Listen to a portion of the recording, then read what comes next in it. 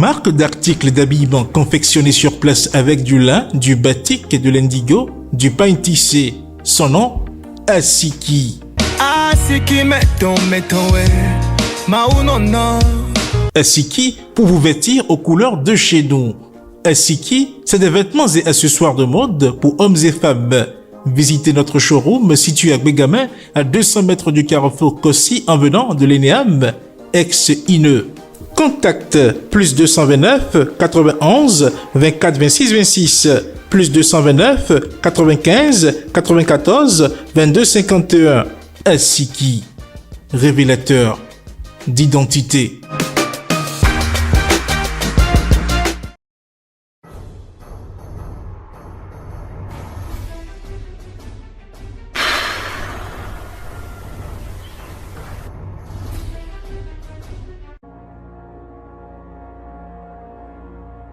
« 5 décembre 2023. Mesdames et messieurs, bien le bonjour à chacun et à tous et merci de toujours prendre le rendez-vous sur votre émission Tour d'Horizon.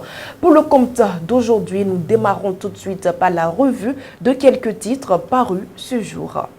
Fidèle internaute de Guérite TV Monde, bonjour. Mardi 5 décembre 2023, la revue des titres démarre avec le quotidien Le Matinal. Inflexibilité de Talon sur la libération des prisonniers et exilés dits politiques, les portes de sortie pour l'opposition. Lutte contre la cybercriminalité, près de 20 gaïmens condamnés à 7 ans de prison ferme. Dabarou, décentralisation dans l'Atakora. Tukuntuna a enfin sa secrétaire exécutive. Le Télégramme, projet de loi d'amnistie pour la libération des prisonniers politiques. Vous connaissez déjà le sort de cette proposition de loi du fait de l'attitude de ses initiateurs selon Wilfrid Léon Dongwedi. Usurpation du titre de journaliste au Bénin, l'ODEM met en garde. Fidèle internaute de Guérite TV Monde, ce sera tout pour la revue des titres de ce mardi 5 décembre 2023. À demain. Mesdames et messieurs, nous passons à présent à l'invité du jour.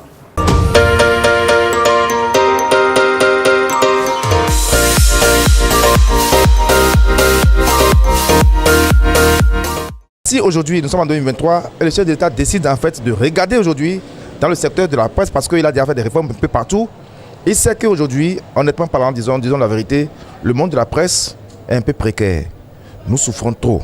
Alors que c'est nous qui fabriquons les ministres, c'est nous qui fabriquons les présidents de la République, c'est nous qui fabriquons en fait tout ce qui se passe au Bénin. Moi, mon souhait c'est quoi?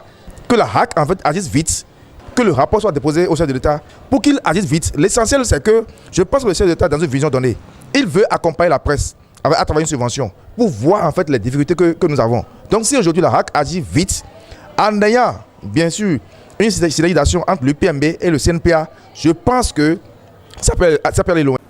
Le forum de discussion, c'est tout juste après cette virgule.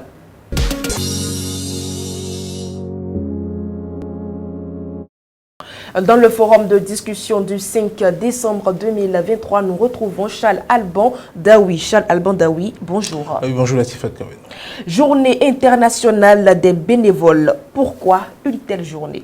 Oui, comme vous l'avez dit, des bénévoles, c'est pour célébrer donc le bénévolat. Le bénévolat qui consiste à s'engager volontairement, à décider volontairement de consacrer son temps, son énergie, son savoir-faire, sa compétence à servir autrui ou à servir une collectivité sans être rémunéré. Parce que c'est important d'insister sur le fait que le bénévolat veut dire faire quelque chose sans prendre de l'argent, sans être payé pour le faire. Et je pense que beaucoup d'actions sont réalisées dans le monde par des personnes sans prendre de l'argent. C'est pour ça que ce jour a été décrété pour célébrer le bénévolat dans le monde entier, pour dire que tous ceux qui consacrent leur temps, tous ceux qui consacrent leur énergie, tous ceux qui consacrent leurs compétences à satisfaire, à régler des problèmes d'autrui, à régler des problèmes pour des communautés, et bien que leur travail compte beaucoup pour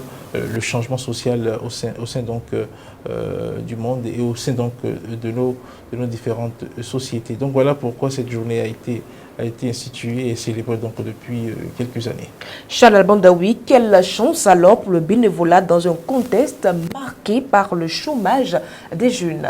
Oui, vous savez, c'est un peu difficile parce que quand on entre un peu dans le contexte qui est celui peut-être du Bénin ou d'autres pays africains, quand on parle de bénévolat aux jeunes, on ne voit pas forcément beaucoup de personnes s'engager parce que oui, on a dit que le bénévolat, ça rime avec la gratuité. C'est un travail que vous faites. Mais dans ce cas d'espèce de travail, vous n'attendez pas donc à être rémunéré. Donc voilà, c'est ce qui pose problème souvent aux jeunes quand on leur demande de s'engager dans des actions bénévoles. C'est un peu compliqué.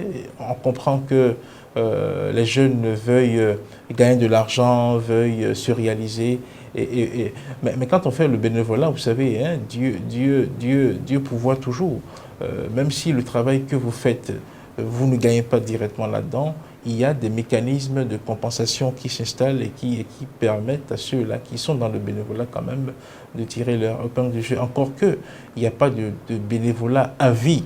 C'est forcément fait dans un moment, dans une période de la vie. Et les jeunes, là où ils doivent comprendre l'importance du bénévolat dans leur vie, c'est que, vous savez, aujourd'hui, quand vous cherchez du travail, il y a l'option des stages qui s'offrent à vous.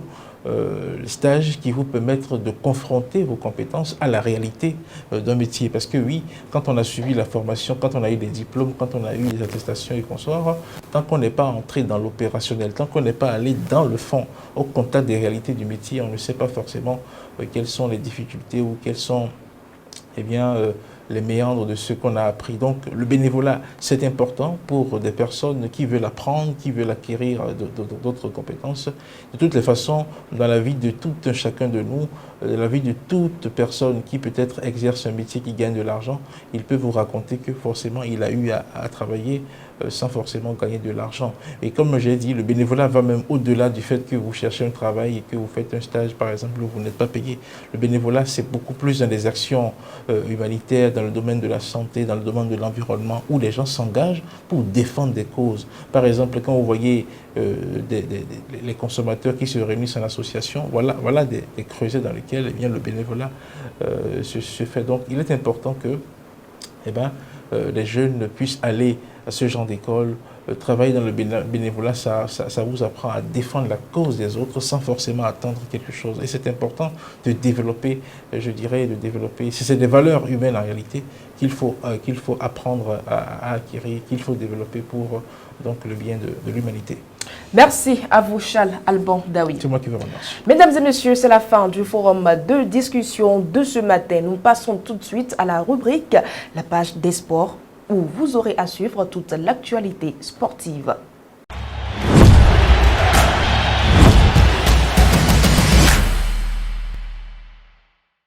La Confédération africaine de football, le CAF, a conclu un accord historique avec New World TV pour les droits médias de la CAF en Afrique subsaharienne entre 2023 et 2025. Cet accord, qui est une première, permettra à New World TV de diffuser les matchs de la CAF en Afrique subsaharienne. La nouvelle a été annoncée par la CAF dans un communiqué sur son site. Victor Osimhen est officiellement le gagnant du prix du joueur de l'année de l'association italienne des footballeurs AIC après son incroyable saison avec Naples. La soirée de distinction de l'AIC s'est déroulée ce lundi. À l'occasion, Osimhen a décroché sans surprise la prestigieuse récompense du joueur de l'année après avoir marqué 26 buts en 32 matchs de Série A au cours de l'année 2022-2023.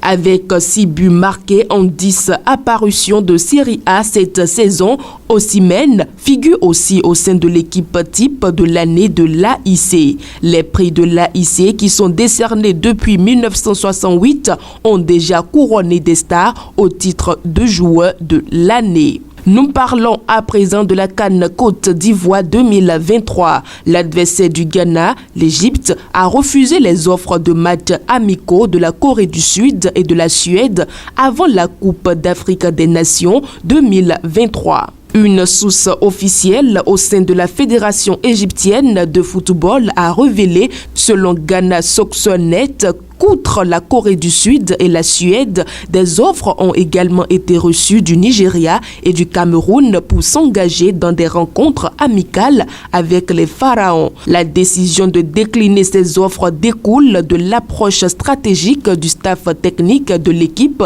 dirigée par l'entraîneur portugais Rui Victoria. L'équipe d'entraîneurs se méfie d'affronter des adversaires redoutables avant la CAN, exprimant ses inquiétudes quant aux blessures potentielles des joueurs. En conséquence, Victoria et ses adjoints cherchent activement à programmer des matchs contre des équipes classées en 3e ou 4e division sur le continent africain. L'Égypte, placée aux côtés du Ghana, du Cap-Vert et du Mozambique, planifie soigneusement ses préparatifs pour le tournoi en donnant la priorité à une préparation équilibrée et sans blessure à la compétition qui aura lieu au début de l'année 2024.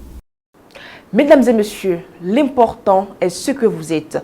Peu importe votre métier ou vos études, l'important c'est ce qu'il y a dans votre cœur. Ne rabaissez personne, car nous avons tous quelque chose à enseigner et quelque chose à apprendre. Mesdames et messieurs, à demain.